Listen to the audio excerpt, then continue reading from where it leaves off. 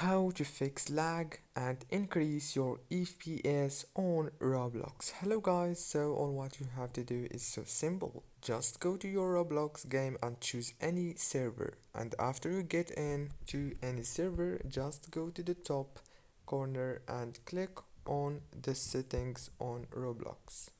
Now all what you have to do is click here on settings, and now all what you have to do is make sure to make the movement mode into default, and after you make it to default, make sure to go down and make the full screen off, and after that scroll down again and go to the graphics mode and make sure to choose manual, and then go down, you will find the graphics quality.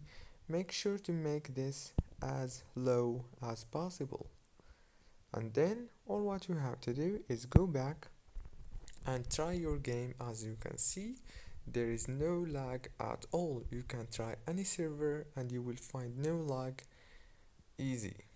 So don't forget to like, subscribe. Thank you for watching.